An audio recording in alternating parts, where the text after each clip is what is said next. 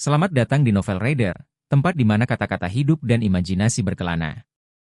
Pada kesempatan kali ini, kita akan menjelajahi dunia cerita dalam sebuah karya fiksi yang luar biasa, The Beginning After the End. Sebuah novel fiksi yang penuh makna, menyentuh hati, dan menghadirkan pengalaman yang mendalam melalui setiap lembarnya. Bersiaplah untuk tenggelam dalam alur yang penuh warna, karakter-karakter yang memikat, dan perjalanan emosi yang tak terlupakan. Mari kita mulai perjalanan kita hari ini. Bab 161. Mengapa kamu menangis? Kemana selanjutnya, Nico? Tanyaku, dengan riang mengayunkan kantong plastik berisi perlengkapan sekolah di sisiku. Kita masih harus mengambil seragam kita, kan? Cecilia menjawab, menggendong buku teks di tangannya seolah-olah itu bayi. Belum 2 jam sejak kami mengukur diri. Kami akan menjadikan itu perhentian terakhir kami, jawab Nico. Dia menatap buku catatan kecilnya. Kita perlu membeli ransel dan kalkulator. Kami bertiga berjalan santai di trotoar kota. Jalan-jalannya tua dan bengkok, dengan batu-batu paving yang bergoyang dan bergeser dari beban pejalan kaki yang lewat. Gedung-gedung kusam menjulang di atas kami, menyatu dengan langit kelabu yang keruh. Hujan yang turun baru-baru ini menutupi bau busuk yang biasanya kotor di daerah itu dengan bau tanah yang segar, sementara genangan air berkumpul di lubang dan jalan berlubang di jalan-jalan yang terabaikan. Archastead sama sekali bukan kota yang menyenangkan atau menarik. Namun, pada saat ini, segala sesuatu di sekitar saya setidaknya dapat ditanggung. Dari para tunawisma yang bersembunyi di balik tong sampah di gang belakang, hingga tentara yang cemberut yang mengancam akan menangkap setiap pejalan kaki yang tidak sengaja menabrak mereka, pemandangan biasa yang sangat saya benci tentang tempat ini entah bagaimana tampak menawan. Nico menghela napas, menyadarkanku dari linglung. Seragam kita mungkin sama dengan yang lain. Tapi jika kita masuk ke sana dengan ransel usang, akan terlihat jelas bahwa kita yatim piatu. Saya lebih suka kita tidak dikucilkan oleh siswa lain. Baik, aku mengalah, mengikuti Nico saat dia menyeberang jalan. Matahari telah terbenam pada saat kami selesai membeli semua perlengkapan yang diperlukan untuk memulai hidup baru kami sebagai siswa. Saat kami menuju ke pinggiran Archastead, jumlah tentara yang berpatroli dan lampu jalan semakin langka, membuat kami tetap waspada. Nico dan aku cukup mengenal daerah itu untuk berlari lebih cepat dari pencuri atau penculik potensial, tetapi membawa Cecilia bersama kami membuat perjalanan kembali ke panti asuhan semakin tegang. Apakah kamu bersemangat untuk pergi ke sekolah, Cecilia? Nico bertanya pelan, berusaha mengisi kesunyian yang canggung. Alisnya berkerut saat berpikir, tetapi akhirnya dia mengangguk dengan senyum yang semakin sering muncul akhir-akhir ini. Aku gugup dan takut, tapi ya. Saat aku hendak bergabung dalam percakapan, suara gemerisik samar menarik perhatianku. Berpura-pura seolah-olah aku sedang mencari sesuatu di kantong plastik perlengkapan sekolah, aku mengintip ke belakang untuk melihat bayangan melayang di ujung gang. Benar, Gray? Nico menyenggol lenganku. Hah? Aku segera memutar kepala ke depan. CS, jangan meremehkan kami, Nico menegur. Aku tahu kita sudah melewati daerah ini ratusan kali, tapi masih berbahaya untuk melamun seperti itu. Menggaruk bagian belakang kepalaku, aku tertawa masam. Maaf, salahku. Dan aku baru saja memberitahu Cecilia bahwa kita akan selalu ada untuknya jika terjadi sesuatu. Nico menghela napas. Cecilia, yang berjalan di sisi lain Nico, tertawa kecil ketika aku mendengar suara samar lainnya. Sebuah getaran menjalari tulang punggungku. Aku bisa merasakan jantungku berdebar kencang di tulang rusuk, seperti ingin melepaskan diri. Tiba-tiba, aku menjadi sangat sadar akan napasku, napas yang dangkal dan kasar, seperti yang sering kudengar di film saat karakter utama ketakutan. Aku takut. Aku tidak tahu apa yang membuatku takut, tetapi tubuhku memerintahkanku untuk lari, untuk keluar dari sini. Dari sudut mataku, sesuatu berkilau cepat di bawah lampu jalan yang berkedip-kedip, dan sekali lagi, dunia tampak melambat di sekitarku. Aku menerjang ke samping, menjatuhkan Nico dan Cecilia ke jalan yang kotor. Lari! Aku meraung saat mendengar bunyi klik proyektil lain yang dimuat dari bayang-bayang. Meski kaget dan bingung, Nico mampu mengumpulkan akalnya. Meninggalkan tasnya, dia menarik Cecilia yang kebingungan menuju gang terdekat. Rasanya seolah-olah ada orang lain yang mengambil alih tubuhku saat aku secara naluriah menyelam dan mengambil buku pelajaran Cecilia. Aku mengangkat buku bersampul tebal itu ke dadaku, tepat pada waktunya untuk merasakan kekuatan proyektil yang membuatku terhuyung mundur. Aku melirik ke bawah dan melihat benda seperti jarum suntik tertanam di buku teks. Cairan bening mengalir keluar dari ujung yang tertanam, menetes ke tanah. Itu bukan peluru. Aku tahu itu dengan pasti. Kenangan perjalananku ke kebun binatang dengan kepala sekolah Wilbeck muncul di benakku. Itu adalah salah satu jarum yang mereka tembakkan pada hewan untuk membuat mereka tertidur. Mencabut jarum dari buku teks, aku mengikuti Nico dan Cecilia ke gang sempit. Setelah mereka, aku tidak peduli apa yang kamu lakukan pada anak laki-laki. Biarkan gadis itu tetap hidup, sebuah suara kasar meneriakkan perintah dari belakangku. Tetap berlari. Suaraku bergema di dinding batu yang usang saat aku berlari, merunduk di bawah tangga darurat yang berkarat dan melompati tempat sampah. Tidak butuh waktu lama bagiku untuk mengejar teman-temanku, yang berarti bahwa tak lama lagi pengejar di belakang kami juga akan menyusul. Nico baik-baik saja, tapi ada jejak darah mengalir di kaki dan lengannya dari goresan saat berlari. Aku merobohkan tong sampah logam dan membuang kotak, melemparkan apapun dengan keras ke arah pengejar dalam upaya putus asa untuk memperlambat mereka. Mereka akan mengejar. Nico terengah-engah, kehabisan napas. Kenapa mereka mengejar kita? Cecilia terengah-engah, berusaha keras agar tidak tersandung sesuatu di tanah. Aku menggelengkan kepala, tidak tahu apa-apa selain dari apa yang dikatakan pria itu.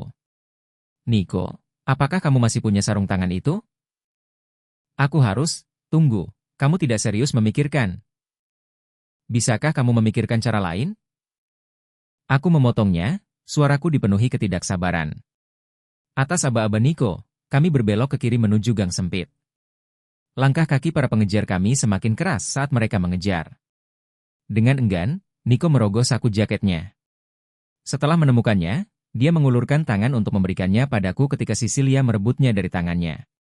Cecilia, seru Nico. Aku akan melakukannya. Cecilia tergagap, mengenakan sarung tangan hitam kabur. Tercengang oleh keberanian tiba-tiba gadis itu, aku hampir tersandung tumpukan pakaian yang dibuang. Itu terlalu berbahaya. Dan kamu masih tidak bisa mengendalikan Kimu. Nico dan aku sama-sama mendengar apa yang diteriakkan pria itu sebelumnya, dengus Cecilia. Mereka tidak diizinkan untuk membunuhku, kan? Aku melihat ke Nico untuk meminta bantuan, tapi dia juga tidak bisa berdebat. Mengumpat pelan, aku mengencangkan cengkramanku di sekitar jarum suntik di tanganku. Bagus. Nico, punya rencana? Mata temanku menyipit saat berpikir. Kita belok ke sana, perintahnya lembut. Aku menoleh ke belakang untuk melihat dua pengejar berpakaian hitam kurang dari 20 kaki dari kami. Kami berbelok tajam ke gang belakang yang lebar di belakang sebuah restoran tua.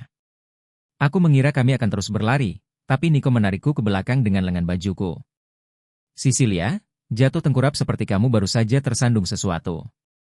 Gray, bersamaku, desis Nico, menyeretku ke belakang sekumpulan tong sampah logam.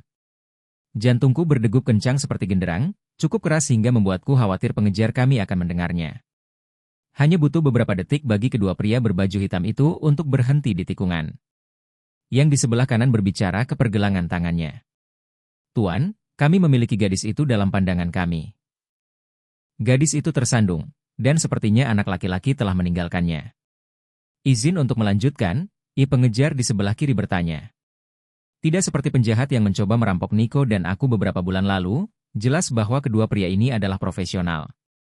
Mereka melangkah mendekati Cecilia dengan hati-hati, tetapi yang mengejutkan kami, teman kami yang pemalu dan pendiam mulai menangis. Teman-teman, jangan tinggalkan aku, dia meratap sambil merangkak pergi. Tolong. Pria di sebelah kanan mengeluarkan cemoohan samar sambil menggelengkan kepala. Dia melangkah ke depan, menginjak kaki Cecilia. Aku menggertakkan gigi saat Cecilia menangis, tetapi untuk sekali ini, Nico tampak lebih marah dariku. Sorot matanya begitu tajam hingga membuatku takut.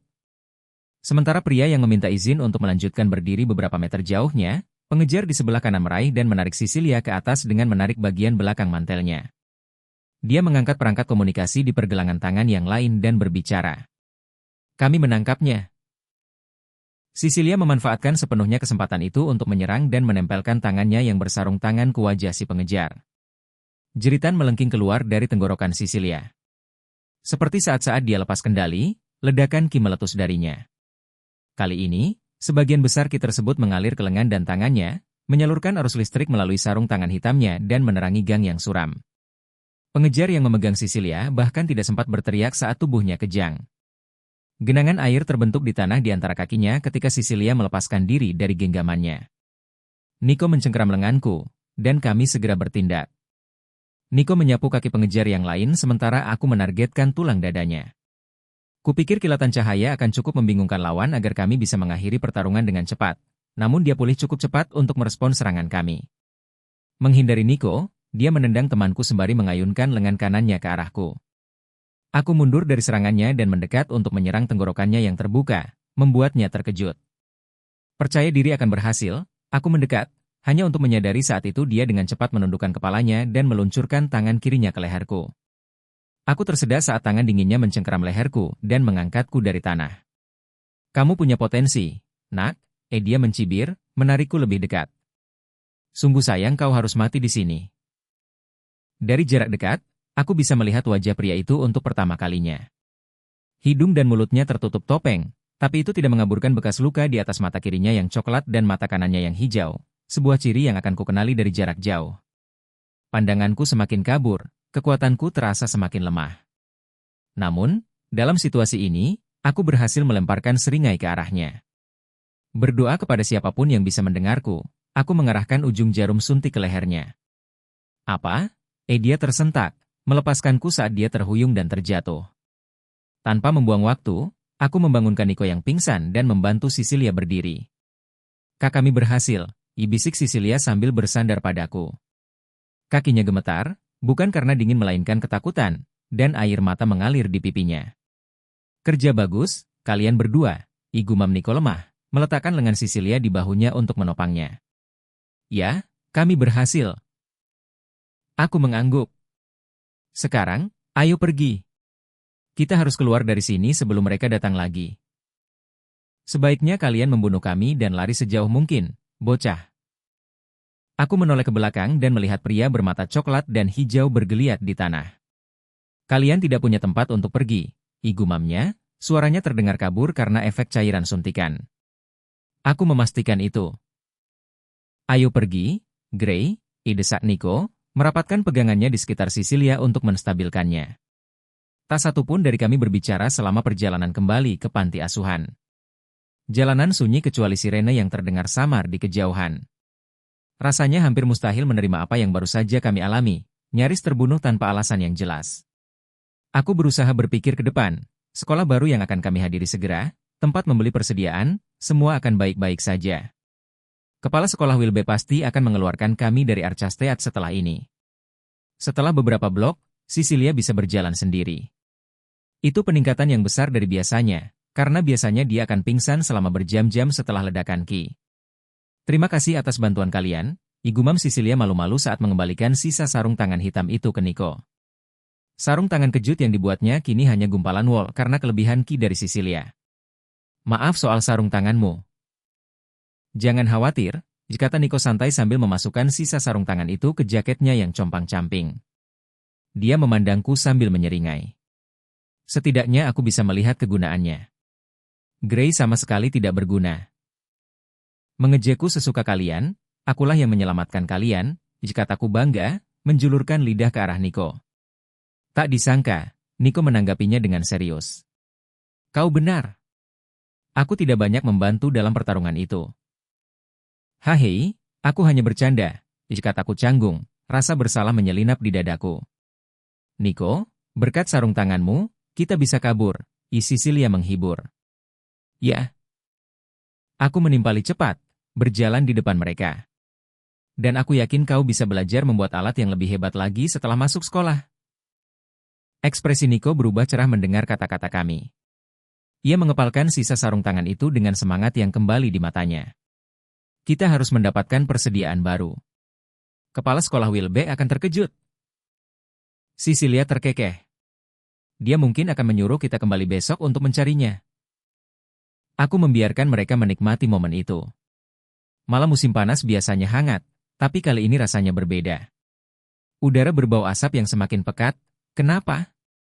Saat aku berbelok ke jalan tempat panti asuhan kami berada, jawabannya terbentang di depan mataku. Nico dan Cecilia menyusulku, tetapi suara langkah mereka terdengar samar, bergema karena suara darah yang berdegup di telingaku. Kata-kata pria bermata dua itu terngiang di kepalaku. Jika kalian tidak punya rumah untuk kembali. Langkahku terhenti saat tatapanku terkunci pada pemandangan panti asuhan yang terbakar habis. Mobil polisi, truk pemadam kebakaran, dan ambulans memenuhi jalan di depan rumah kami. Lalu aku melihatnya. Ditandu. Seorang paramedis baru saja menutupi wajahnya dengan kain, tapi aku sempat melihatnya. Itu kepala sekolah Wilbeck. Aku berlari, meninggalkan Nico dan Cecilia. Aku menerobos polisi yang menjaga perimeter dan menghindari para paramedis. Orang-orang berteriak, tapi aku tidak bisa mendengar apa-apa. Yang kudengar hanya suara darah yang berdenyut di telingaku. Aku merobek kain yang menutupi kepala sekolah Wilbeck. Darah, terlalu banyak. Matanya tertutup. Kenapa tertutup? Aku mengguncangnya. Dia harus bangun. Nico, Cecilia, dan aku diserang oleh orang jahat, tapi kami berhasil lolos. Semuanya seharusnya baik-baik saja sekarang.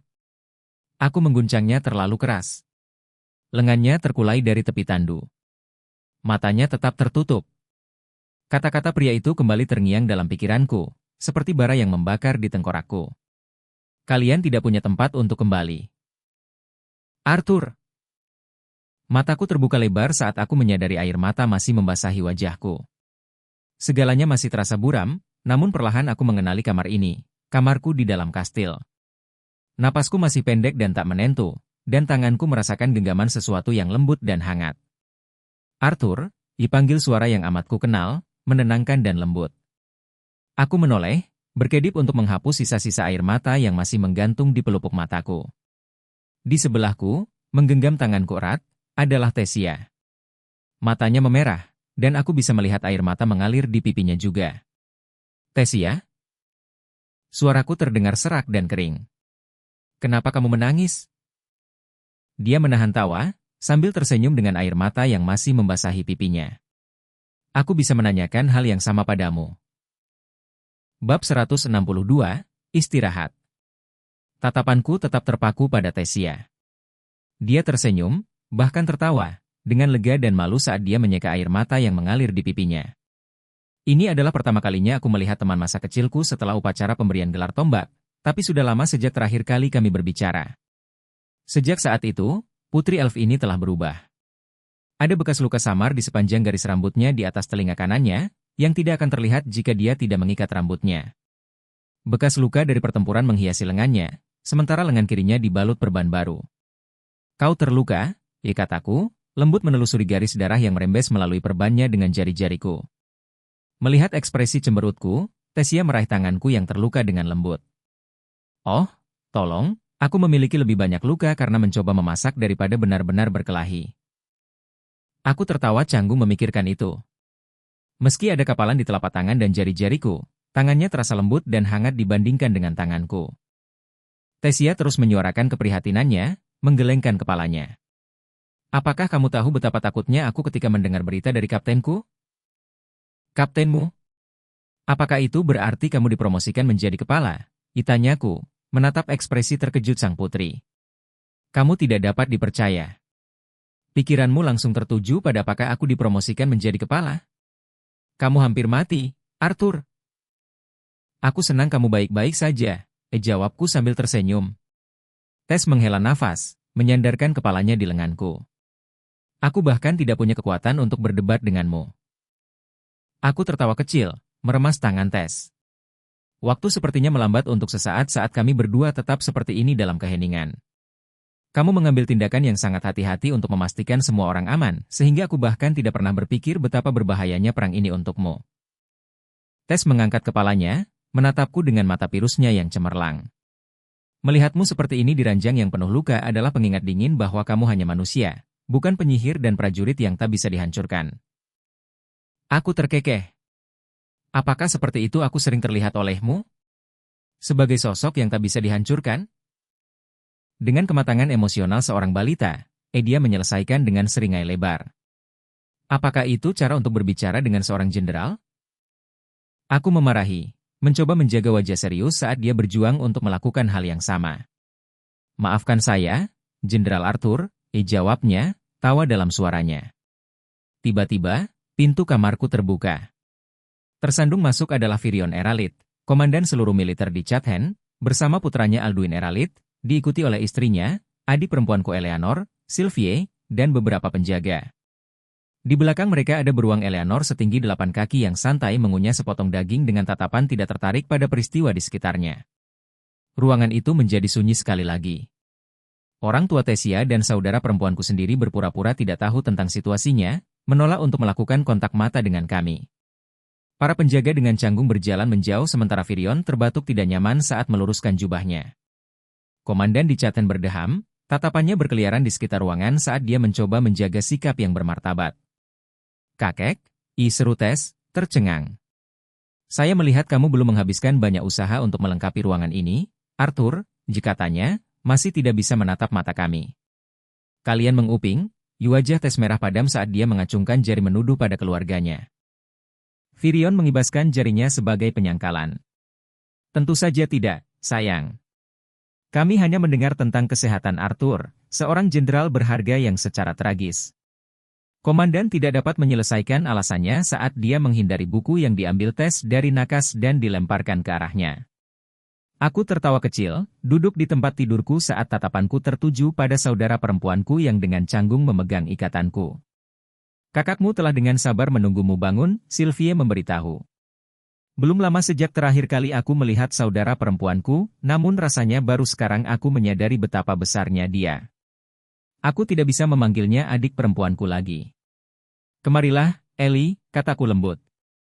Bibir bawah adik perempuanku bergetar saat air mata mulai membanjiri wajahnya.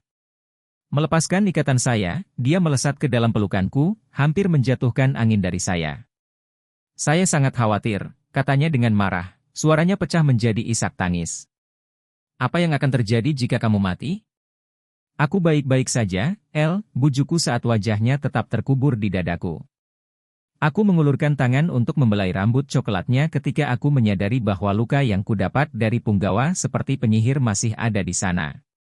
Ekspresiku menjadi gelap saat melihat bekas luka merah jelek yang menyebar di seluruh tangan kiriku hingga pergelangan tanganku seolah-olah kulitku telah terbakar. Lukanya sudah sangat berkurang dan tampak seperti berumur beberapa tahun berkat kemampuan Vivum Sylvie, tapi seluruh tanganku berubah menjadi merah muda pucat. Boo, ikatan Ellie, memandangku dengan tatapan curiga saat dia menggerogoti tulang daging, tapi membiarkanku terus memeluk tuannya. Sylvie dengan santai melompat ke tempat tidurku dan meringkuk di sampingku. Dia tidak mengatakan apa-apa, tetapi gelombang kelegaan membanjiri ikatanku. Setelah kekacauan awal mereda, Alduin dan Merial harus pergi karena masalah dengan salah satu kota elf di utara. Kakak perempuanku tetap terseduh-seduh dan cegukan untuk sementara saat emosinya berubah dari kesedihan dan rasa bersalah menjadi kemarahan. Mengusap air mata dari matanya, tatapan Ellie mendarat di tanganku yang terluka. Bagaimana kamu bisa membiarkan dirimu terluka seperti ini? Bekas luka memudar, kataku dengan senyum lemah, berharap untuk mengabaikan kekhawatirannya. Penampilan fisik tidak pernah begitu penting bagiku, tetapi masih agak menegangkan untuk melihat seberapa buruk bekas luka yang aku tinggalkan. Mengumpulkan keberanian, aku dengan hati-hati turun dari tempat tidur, memastikan kaki aku mampu menggendongku. Berdiri dengan kedua kakiku sendiri tanpa bantuan mana adalah berkah yang selalu aku anggap remeh. Aku mengambil langkah perlahan dan mantap menuju cermin saat semua orang di ruangan itu menyaksikan dengan ketakutan. Mengambil napas dalam-dalam, aku melihat ke atas untuk mempelajari bayanganku dan aku segera dapat melihat dampak pertempuran dengan punggawa pada tubuhku. Bahkan tanpa melepas jubahku, tatapanku langsung mendarat di leherku. Bekas luka merah yang sama yang menutupi tangan dan pergelangan tanganku telah dicap di tenggorokanku. Melepaskan pita di pinggangku, aku melepaskan jubahku sehingga aku hanya mengenakan pakaian dalamku. Wah, aku kacau. Kamu bisa menjadi jauh lebih buruk, Sylvie menimpali, kekasarannya yang biasa hilang. Bekas luka dengan panjang yang berbeda-beda berserakan di seluruh tubuhku yang kencang seperti keripik dan retakan pada patung kuno yang lapuk oleh waktu dan kekuatan alam. Lebih banyak bekas luka merah terlihat di bahu dan sebagian punggungku. Bekas luka yang mengalir di pinggangku hingga ke lututku sangat mengerikan, seolah-olah seseorang telah mencabik-cabik kakiku sepotong demi sepotong dan dijahit dengan kasar. Anggap saja sebagai anugerah bahwa kamu bahkan dapat pulih ke keadaan kamu sekarang, sebuah suara yang jelas terdengar, membangunkanku dari pikiranku. Sambil melirik ke samping, aku melihat Asura bermata tiga, Aldir, melangkah ke kamarku. "Tuan," sapa Tess, bangkit dari tempat duduknya. Pipi teman masa kecilku memerah saat dia dengan canggung memposisikan dirinya menjauh dariku. Menyadari bahwa mungkin kekurangan pakaianku yang membuatnya tidak nyaman, aku kembali mengenakan jubahku sebelum menyapa Asura. "Aldir." "Arthur Lewin." Dia mengangguk sebelum mencelupkan kepalanya ke arah Sylvie. "Nyonya Sylvie. Apa yang baru saja kamu katakan?" "Apa yang kamu maksud?" tanyaku, duduk di samping Virion di sofa kulit. Duduk di seberang kami di sebelah Tess, dia mengarahkan jarinya ke cincin di jari kirinya. "Apakah kamu ingat mutiara elisir yang diberikan Winsome beberapa tahun yang lalu? Yang tidak pernah kamu gunakan?" Setelah mencari di dalam cincin dimensiku, aku tidak dapat menemukan mutiara berbintik emas yang telah aku simpan untuk membantu aku masuk ke tahap inti putih. "Apa yang terjadi padanya?" "Itulah yang memberi tubuhmu kekuatan untuk pulih ke keadaanmu sekarang." Asura itu menghela nafas, meluruskan jubah lavendernya yang dalam. Bahkan dengan tim yang lebih rendah yang berspesialisasi dalam seni mana medis serta Lady Sylvie menggunakan seni ethernya, meskipun tidak berpengalaman, masih membutuhkan efek penuh dari ramuan kuat untuk menyembuhkanmu. "Kurasa kamu atau Winsome tidak diizinkan memberiku elisir lagi, kan?" tanyaku penuh harap. Asura bermata tiga menggelengkan kepalanya. "Sejak perang dimulai, kita tidak bisa mengambil risiko perjanjian itu dilanggar." "Sialan," umpatku, menyandarkan kepalaku di sofa. "Maaf menendangmu saat kau jatuh, tapi kupikir kau mungkin masih menginginkan ini." Virion menimpali, mengeluarkan daun es belet dari cincin dimensinya. "Aku bisa mengamankan pedangmu dari mayat punggawa." Hatiku tenggelam saat aku diberikan pedang yang dulu menakjubkan. Bilah tembus pandang dari daun es belet telah tumpul sementara ujungnya telah dicairkan oleh kemampuan korosif punggawa, membuang keseimbangan pedang yang rapuh. Menyarungkannya di sarungnya yang kubawa di dalam cincinku, aku dengan malas menatap telapak tangan kananku. Gelatik telah menyematkan permata yang telah dia sempurnakan sendiri yang disebut aklorite yang seharusnya entah bagaimana berubah menjadi senjata khusus. Sekarang akan menjadi waktu yang tepat untuk senjata baru, pikirku. "Arthur," suara Sylvie terdengar. "Aku memberitahu Aldir beberapa peristiwa yang terjadi, tetapi kupikir akan lebih baik jika kamu membahasnya dengan dia dan Virion secara mendetail." "Benar." Perlahan bangkit dari tempat dudukku, aku berjalan ke arah adik perempuanku yang selama ini diam. "Ellie, bisakah kamu menunggu saya di luar sementara saya membicarakan beberapa hal?"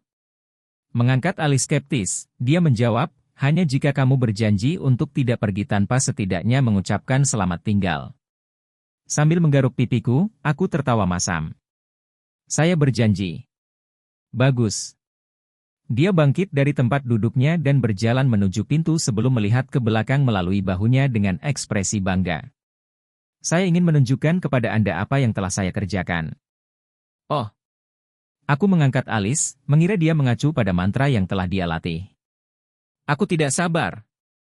Setelah kakakku menutup pintu di belakangnya, satu-satunya yang tersisa di dalam kamarku adalah komandan di Chatham saat ini, seorang Asura, ikatanku, dan Tessia. "Biarkan aku memberitahumu apa yang terjadi sejak pertempuran dengan Punggawa," aku memulai. "Tunggu. Mari kita mengadakan pertemuan resmi dengan anggota dewan lainnya," setelah Virion bangkit. "Tidak. Saya ingin ini didengar oleh telinga Anda saja. Apa yang Anda pilih untuk dilakukan dengan informasi ini terserah Anda." Tess mengangkat tangan dengan malu-malu. "Haruskah aku pergi?" "Tidak apa-apa." Aku menggelengkan kepalaku. "Sebelum saya mulai, saya hanya ingin tahu satu hal." "Dan apa itu?" Aldir menjawab, memperhatikan bahwa tatapanku diarahkan padanya. "Siapa yang memiliki kendali atas Micha Earthborn dan Alfred Warnet, dua tombak kurcaci, kau, atau Rahdeas?" Mata ungu tunggal Asura yang terbuka menyempit saat dia terus menatapku. "Saat ini aku masih memegang kendali atas kedua tombak itu." "Kenapa kamu bertanya?" "Butuh waktu lebih lama dari yang saya harapkan untuk menanyai mereka tentang peristiwa yang terjadi setelah pertempuran dengan Punggawa." Seperti yang diharapkan, Virion dan Tessia tercengang oleh pengkhianatan nyata dari para kurcaci. Ekspresi Aldir tetap teguh, jika dia terkejut, dia melakukan pekerjaan yang sempurna untuk menyembunyikannya. Meskipun kejutan awal, bagaimanapun, Virion pulih dengan cepat.